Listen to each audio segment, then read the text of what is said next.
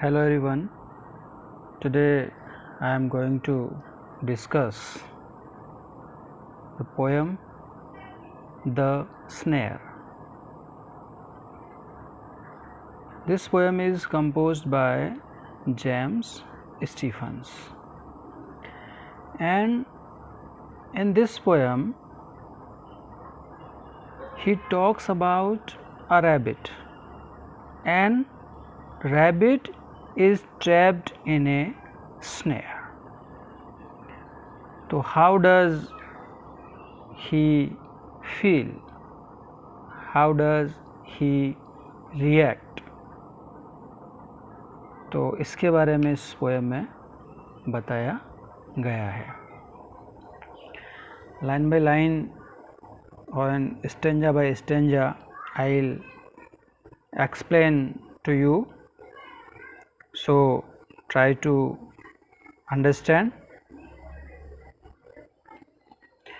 First line, I hear a sudden cry of pain. There is a rabbit in a snare. Now I hear the cry again, but I cannot tell from where. तो देखिए first line में I hear a sudden cry of pain. Sudden cry of pain. I. Who is I? I means the poet itself. कौन बात कर रहा है? इसका जो पोइट है वो आपसे बात कर रहा है. तो I hear a sudden cry of pain. Suddenly अचानक क्या सुनता है? A cry of pain. उसको एक दर्द भरी आवाज़ सुनाई देती है. There is a rabbit in a snare. तो इससे इसको रिलेट करें आप. जो क्राई ऑफ पेन है वो किसकी है? रैबिट की. ओके. तो there is a rabbit in a snare. Snare जो प्रीवियस पोएम थी उसमें भी ये वर्ड आया था, snare. A trap for catching animals. जाल. कौन सी पोएम थी? A boy's song. Because I said no snare. देखिए स्नेयर यहाँ पे क्या है? एक सिंबल है. सिंबल किसका? Snare is a symbol of captivity. It is a symbol of loss of freedom, confinement, loss of freedom. उस पोएम में भी हमने इसकी बात की थी स्नेयर की. तो there is a rabbit in a snare. जाल में, ट्रैप में कौन फंसा हुआ है? एक रैबिट फंसा हुआ है. Now I hear the cry again. After some time he hears the cry again. किसकी cry? Who is crying? A rabbit is crying in the poem, but I cannot tell from where. देखिए बहुत ही important line है. Poet को sudden cry सुनाई दे रही है, उसको ये पता है कि there is a rabbit in a snare, but I can not tell from where. I means poet here. But he can not tell from where the cry of pain is coming. आवाज़ कहाँ से आ रही है वो उसको मालूम नहीं है. ओके. तो फर्स्ट स्टेंजा आपको क्लियर हो गया होगा. देखिए ये first stanza. I hear a sudden cry of pain. There is a rabbit in a snare. Now I hear the cry again, but I can not tell from where. वो उसको place नहीं कर पा रहा है. He is unable to say where the cry is coming from. Okay, so this shows his sense of pity for animals. Come to the stanza second. But I cannot tell from where. देखिए the last line of every stanza in this poem, last line of every stanza is repeated at the beginning of the next one. देखिए इसी line को यहाँ पे repeat किया गया है. But I cannot tell from where. But I cannot tell from where. ये जो पोएम है वो आयम्बिक टेट्रामीटर में लिखी गई है. देखिए 1 2 3 4, 1 2 3 4, 4 लाइन्स हैं. हर स्टेंजा में कितनी लाइन्स हैं? 4 लाइन्स हैं. But I can not tell from where. He is calling out for aid. He is calling out for add.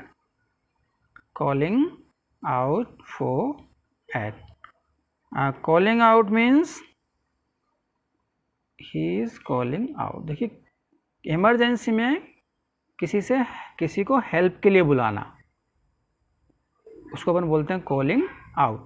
Add का मतलब यहाँ हेल्प है. Aid means help.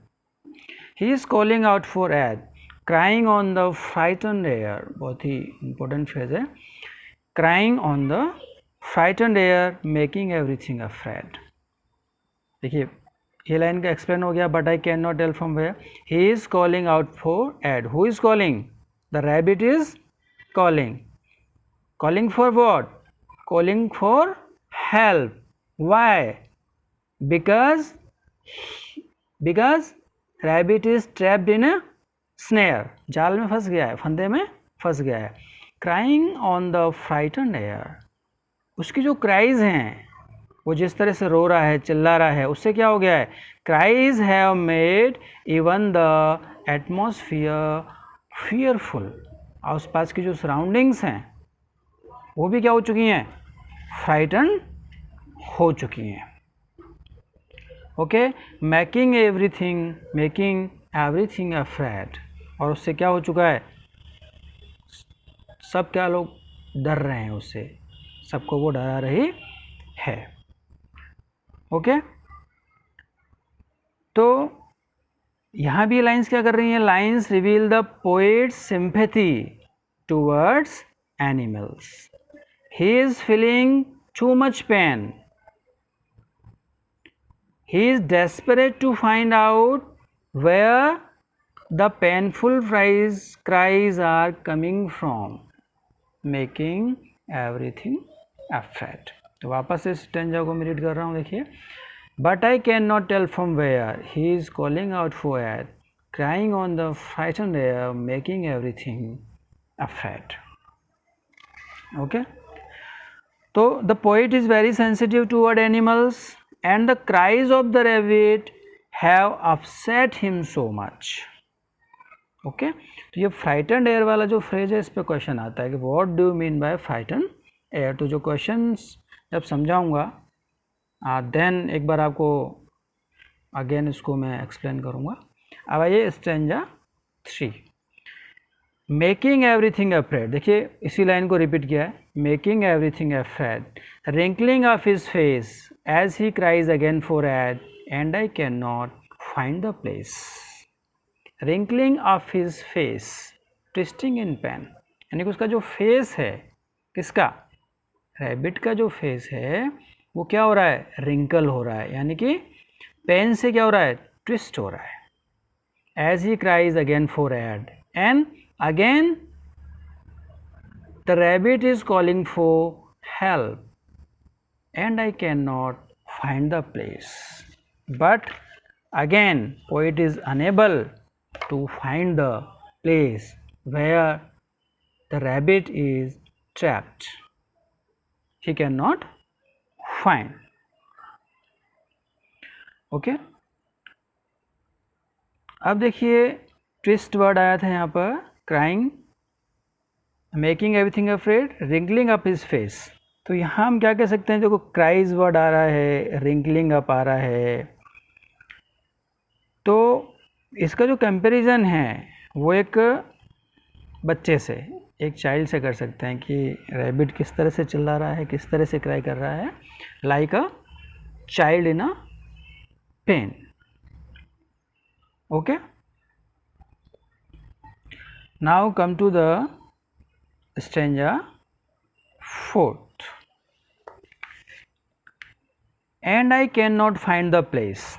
Again last line is repeated.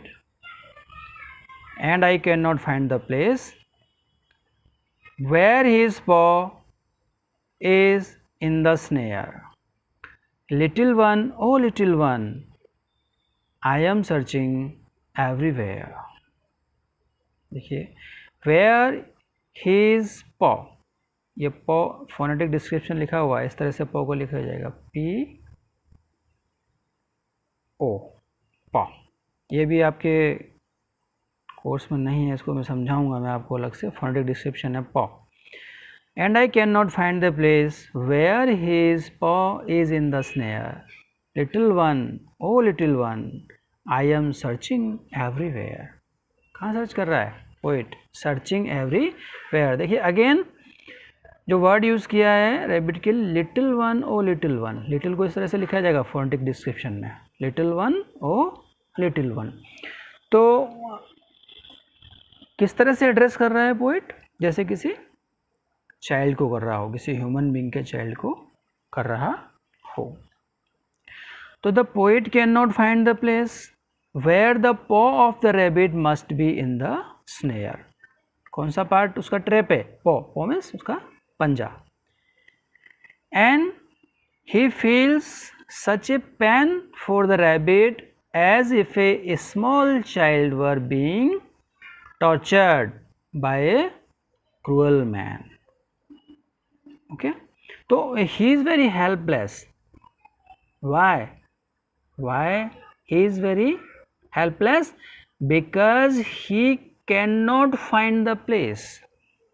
He wants to help the rabbit, but he is also helpless because he cannot find the place. Little one, oh little one, I am searching everywhere. और poet क्या कर रहा है? He helplessly wanders. Wanders means इधर से उधर घूम रहा है, खोज रहा है. Here and there, looking for the rabbit and try to find out from where such painful cries are coming from. Okay.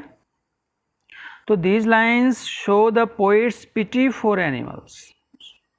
Poet's pity, kindness. It shows the poet's attempt to help a trapped rabbit. So this poem is a fine example to inspire people for the protection of wildlife, for the freedom of wildlife. यही message आपने कहाँ देखा था? अब boys song में देखा था. तो इन दोनों पोएम को आप रिलेट करके भी देखेंगे. उसमें भी जो थीम है वो बर्ड्स की बात कर रहा है. यहाँ एक इस पे आ गया है, एनिमल्स पे आ गया, एक रैबिट पर आ गया. देखिए पोएम के कभी भी स्टूडेंट्स सीधे मीनिंग्स नहीं होते हैं, इनके कुछ इम्प्लाइड मीनिंग्स होते हैं. तो you have to find out कि पोएट आपसे क्या कहना चाह रहा है. ओके, तो there may be human beings trapped in a snare and they are crying in the pain, they are calling out for aid. Okay, तो ये आपकी पोएम थी. नेक्स्ट पार्ट में मैं आपको इसके क्वेश्चंस के एक्सप्लेनेशन करवाऊंगा. उससे क्या होगा, पोएम और ज़्यादा क्या हो जाएगी, आपको क्लियर हो जाएगी. ओके.